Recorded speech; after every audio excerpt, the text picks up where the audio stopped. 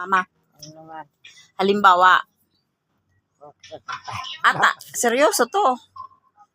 Mama, halimbawa, nakapulot ka ng 20 pesos.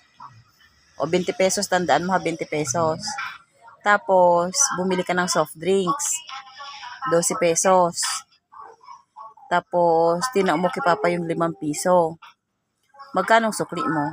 Ito Bakit 3? ano? 20 pesos. Oh. Diyos iyo, kwan.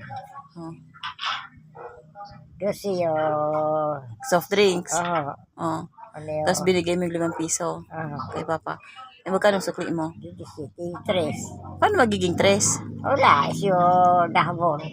Mama, ang sinabi, may napulot kang 20. Kaya gani, Hindi naman sinabi ko yung napulot mong 20, buo o barya. Siyempre, paano may bibigay yung 5 piso kay Papa kung buo yun? Wala mang buong. Siyempre, sigurado barya yun kasi hindi wala naman na sinabi. bariyan eh. Tabi lang makadong Ibig sabihin, Mama, walang sukli. Kasi ang napulot mo, 20 pesos na barya. Oh. Binigay mo kay Papa yung 5 piso, tapos binayad mo yung 12 doon.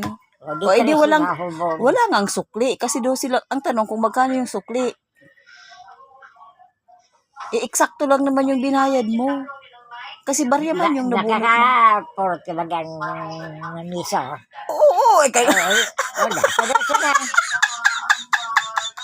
Kung miso, Hindi, Mama. Yung pakalat-kalat, Hindi ka nakakakulot talaga. di ka ba tayo nakaka-port ng na miso ng kadakor. Iso? Miso, haya ako diyan. Di ka ba? Sado dito mo na, sado doon mo na. Sa dahil naman yung iba. Halimbawa, sa birthday, o nagpa-gano'n ng barya, o nakapulot ka doon ng 20 pesos. Di birthday doon. Nabi ba yan doon ka birthday?